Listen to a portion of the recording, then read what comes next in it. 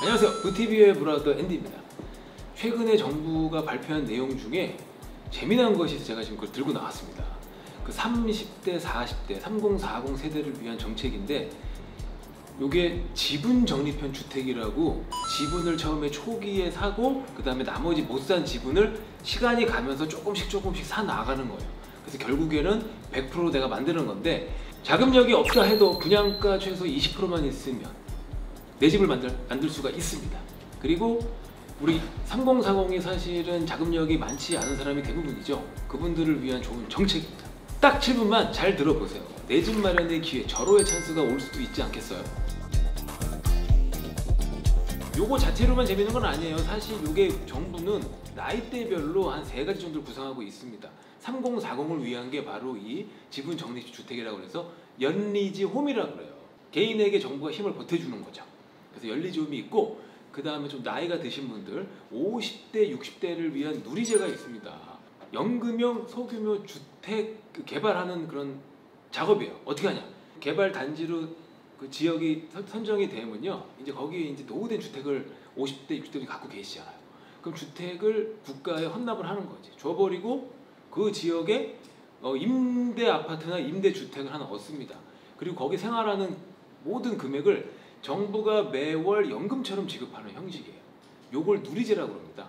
그리고 또 젊은 분들을 위해서, 청년분들을 위해서 도전숙이라는 게 있어요.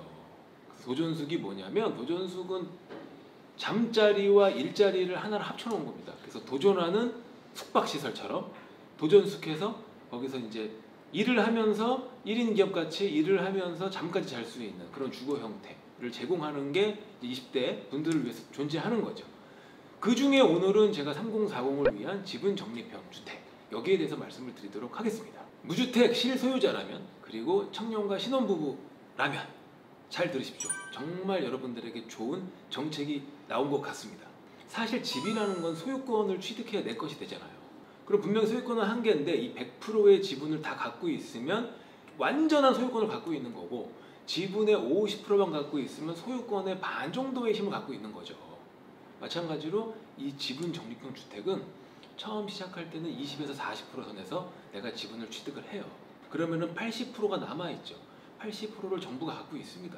4년 정도의 주기로 약 10에서 15% 정도씩 취득을 할 수 있는 거예요. 그래서 결국에 20년 또는 30년 뒤에 그걸 다 취득하고 내 거로 만드는 거죠. 분양가가 5억이라고 쳤을 때 20%, 1억만 있으면 내 집이 됩니다. 근데 1억도 아니에요. 실제로 우리가 대출을 받으면 LTV 40% 적용됐다고 칠게요. 그러면은 60%, 1억에 60%에 6천만 원만 있으면 내 집이 되고 내가 거기서 실거주를 할 수 있다라는 얘기죠. 대단한 거 아닙니까? 지분 적립형 주택이 사실은 크게 2개로 나눌 수가 있습니다. 공공 분양의 경우에는 처음부터 지분을 취득하고 20에서 40% 취득하고 나머지를 연차별로 취득할 수 있는 그런 지분 적립형 주택이 있고요. 민간 분양의 경우에는요, 8년 임대를 산 다음에 그 이후에 지분을 취득하면서 22년 동안 분할 납부하면서 지분을 계속 취득할 수가 있는 거예요. 이렇게 2종류가 크게 있습니다. 근데 결국에 중요한 거는 내가 소자본으로 집에 실거주하고 그 다음에 안전하게, 이게 뭐 사인과 사인관계면은 나중에 집은 안 팔 수도 있잖아. 근데 국가와 개인, 또 국가가 개인을 보조해주는 관점에서 나온 거기 때문에 국가가 반드시 지분을 넘기게 돼 있어요. 그러니까 안전하게 지분 취득이 약속대로 이루어지는 굉장한 좋은 기회라고 제가 봐요. 전반적으로 어떻게 이거를 구성해야 될지 세부적인 계획은 아직 나오지 않았어요. 근데 일단 부동산 시장이 너무나 어떻습니까? 막 치열하고 막 가격이 격상하고 있고 말이다 보니까, 흥분 상태이다 보니까 일단 던진 것 같아요. 그래서 추후에 나오는 개정안에는 이제 어떻게 4년마다 상승했을 때 정해지는 지분 비율을 어떤 식으로 어떤 가격에 정할지가 픽스가 될 것 같고요. 그 다음에 또 한 가지는 거기서 나오는 개발 이익, 되게 많이 나올 것 같아. 20년, 30년 뒤니까. 그런 이익은 어떻게 환수 조치를 할지, 아니면 환수 조치를 안 할지, 제 개인적인 생각에는 환수 조치할 것 같아요. 민간인이 갖고 있는 땅의 재건축에도 뭐 초과이익 환수라는 얘기가 나오는데, 하물며 국가의 땅에서 그렇게 작업을 하고 그렇게 사업을 해서 우리가 저소득층이라든지 청년에게 보급을 했는데 그거를 환수 조치 안 한다면 그것 또한 공정함을 좀 잃는 거 아니겠습니까? 그래서 좀 나올 거 봅니다. 그러니까 추후에 한번 다시 나오면 그때 정리해서 제가 다시 한번 영상을 한번 만들어 드리겠습니다. 그리고 지금 이 지분 적립형 주택은 사실상 2028년도까지 17,000호 정도가 보급될 예정입니다. 근데 일단 첫 번째로 대상지가 노원에 있는 하계 5단지예요. 그 노원 하계 5단지부터 이게 진행이 된다고 하는데 그쪽 말고도 유력한 후보지로 태릉 골프장 아시죠? 태릉 골프장과 그다음에 서울지방조달청 그리고 국립외교원 이런 데가 후보지로 되어 있어요. 그 지방조달청, 서울지방조달청이라든지 국립외교원 같은 경우에는 서초구에 있습니다.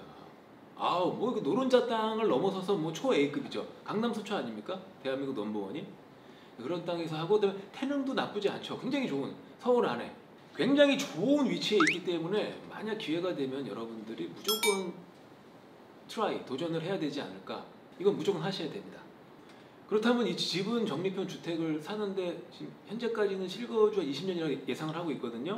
근데 서울시가 10년으로 줄이겠다고 그랬습니다. 10년으로 줄인다 할지라도 사실상 긴 세월이죠. 내가 뭐 개인사가 뭐 변화가 무쌍하잖아요. 그런 상황 속에서 내가 10년으로 똑같은 데 산다? 어렵죠. 이사 갈 일도 생기죠. 생기게 되면 어떡하냐? 그걸 개인에게 이제 제3자에게 팔아요. 팔면 이득이 발생하고 그 이득을 이제 이 정부나 지방단체와 쪼개 갖는 거죠. 그렇기 때문에 결국에는 자기 지분에 해당하는 이득은 자기가 이제 갖지 않을까 이렇게 예상이 됩니다. 자격 또한 되게 중요합니다. 일단 무주택자여야 되고 이쪽 3040이라고 다 되는 게 아니에요. 그리고 재산 같은 경우에는 주택을 제외한 부동산 합산으로 2억 1,550만 원 정도 이하로 있어야 되고요. 자동차 같은 경우에는 2,764만 원 이하의 자산이 있어야 됩니다. 그 초과되는 금액이 있으면 안 된다는 거죠. 맞춰주셔야 되고요. 물량도 중요하고 누구에게 얼마만큼의 물량을 공급할지도 되게 중요하잖아요. 보시면은 일단 이 지분 적립형 주택은 특공이 70%입니다. 그리고 일반 분양이 30%예요. 특공 같은 경우에는 신혼부부 특공이 40%예요. 그리고 생애 최초 특공이 30%입니다. 그리고 70을 만들고요. 나머지 30%의 일반 분양은 1순위가 20%고요. 2순위가 10%예요. 이렇게 이제 나눠서 구성이 되어 있어요. 잘 알고 계시면 좋을 것 같죠. 그냥 신혼부부 같은 경우에는 40%를 배당받았기 때문에 가장 많은 양을 배당받았지 않습니까? 그러니까 신혼부부도 갈 수 있고 또 신혼부부에 떨어졌어. 그러면 그 계좌, 그 청약통장을 생애 최초에 쓸 수 있잖아. 그쵸? 가능하잖아요. 생애 최초면. 그러니까 하여튼 되는 대로 또 1순위에 됐어. 다 떨어지면 1순위에 되면 또 일반 분양으로 1순위에 한번 넣어보고 또 2순위가 보통 1순위 떨어진 사람을 대상으로 한다고 그러니까 1순위에서 떨어진 다음에 다시 2순위에 도전을 해볼 수도 있는 거잖아요. 그렇죠? 기회가 많습니다. 놓치지 마세요. 떨어져 좋으니까 트라이를 다 해보세요. 그리고 특별원국 같은 경우에는 소득 그 기준이 있어요. 그 소득 수준의 기준이 있어서 그 일반 도시근로자 월평균 소득의 130%, 부부 합산 140%요 기준에 해당돼야 된다고 합니다. 신혼부부라고 하면은 사실 기준이 되게 애매하잖아요. 근데 이 규정상 신혼부부라고 그러면 결혼한 지 7년 이내 또는 6세 이하의 애기죠. 자녀를 갖고 있는 그 부부를 신혼부부라고 한다고 여기서 규정을 했기 때문에 거기에 해당되면 한번 도전을 해보십시오. 그리고 서울 같은 경우에 지금 제가 말씀드리는 뭐 노원구 하계 5단지라든지 그 다음에 태릉 그리고 서초구에 있던 그 두 지역 말씀드리면 다 서울이잖아요. 서울 같은 경우에는 지금 9억 이하의 경우에 LTV가 40%가 적용이 돼요. 그럼 제가 10%를 혹시 더 받을 수 있는 팁도 하나 드릴게요. 여러분의 조건이 만약에 서민 실수요자 조건에 해당이 된다면 여러분 추가로 10% 더 받으실 수가 있어요. 사실 이 지분 적립형 주택하고 유사했던 게 2008년도 우리 MB 시절이죠. 이명박 정부 시절에도 있었습니다. 적립형 임대주택이 있었어요. 이게 뭐냐면은 10년을 기준으로 해요. 지금처럼 길지는 않아요. 10년 기준으로 해서 처음에 분양할 때 받을 때 30%를 내고요. 4년 뒤에 20%를 냅니다. 그리고 또 8년 차, 또 4년 뒤죠. 8년 차에 20%를 내요. 그래서 이렇게 30, 20 해서 70%를 내고 마지막 30% 잔금 같은 형식이죠. 30%를 내는데 이때 감정평가를 해서 나머지 30%를 정해서 냅니다. 그러면 내게 되는 지분을 다 취득하는 그런 게 있었어요. 근데 그 당시에 뭐가 문제였냐면 이거를 진행하던 LH인가? LH가 진행했을 겁니다. 보금자리 주택. 자금의 부담을 느꼈던 거야. 게다가 그 시절에 글로벌 금융위기가 터져버렸어요. 그러니까 돈줄이 막힌 거지. 돈이 안 되니까 보급이 넓혀가지를 못하고 거기서 멈춰버립니다. 그러면서 그게 폐지가 돼요. 그거에 대한 준비를 정부가 한 듯 이런 얘기도 들립니다. 그래서 정부는 이 사업을 진행할 때 국가의 돈뿐만이 아니라 리츠를 통해서 하겠다고. 그래서 리츠는 이전 방송에 제가 찍은 게 있어요. 그 영상을 보시면 이제 리츠 설명이 잘 나옵니다. 그럼 제가 간단히 말씀드리면 리츠는 이제 주식처럼 어떤 그런 권리라든지 조금 전체 가격을 분할해서 거기에 대한 이익을 갖고 있는 거예요. 주식처럼. 근데 이제 저도 아까 궁금한 게 리츠 같은 경우에는 특성이 배당률이 좋습니다. 그럼 과연 정부가 공적 사업을 하고 그 사업단지에 공적인 내용이 잔뜩 들어가 있는데 과연 거기에 투자한 리츠에 투자한 사람들에게 높은 배당률의 배당금을 지급할 수 있을지, 그러면 높지 않거나 별 볼 일 없는 배당률이라면 과연 민간의 자본이 글로 흘러 들어갈지 우리가 반드시 지켜봐야 될 부분인 것 같아요. 저도 지켜보고 있어요. 재밌을 것 같아요. 만약에 누군가 저한테 이렇게 물어본다면 야 너는 그러면 지분 적립형 주택이 낫다고 생각하냐, 아니면 내가 대출을 받아서 그냥 처음부터 내 명의로 하고 빚을 지고 대출금을 갖고 시작하는 게 낫겠냐, 같은 5억이라 할지라도 이렇게 물어본다면 솔직히 말씀드릴게요. 지분 적립형 주택이 훨씬 초기에 자금이 덜 들어갑니다. 5억짜리인데 내가 예를 들어 LTV 40%에 걸려서 60%가 준비해야 된다면 5억에 60%면은 3억입니다.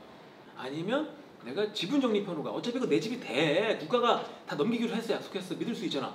내 집이 되는데 20%인 1억에 60%. 아까 40% 대출 받을 수 있으니까 60%에 6천만 원. 아유, 5배 차이야. 3억하고 6천 원 하늘과 땅 차이죠. 여러분 그러니까 6천만 원만 있으면 도전하세요. 제가 봤을 때는 준 로또가 될 수 있고, 물론 개발이익 환수에 대해서는 분명히 얘기가 나올 것 같아요. 나온다 해도 여러분이 단연간 살려고 할 때, 실거주로 필요했을 때 단연간 서울 시내, 서울에 있는 좋은 위치에서 살 수 있는 그런 기회도 있잖아요. 오늘 제가 이렇게 지분 적립형 주택에 말씀드렸는데 저도 이게 말씀드리면 신이 나요. 왜 신이 나냐면 초기 자금이 적은 청년들이 해가지고 금수저, 은수저, 동수저도 아니야. 구리수저도 아니야. 스땡수저야, 스땡수저.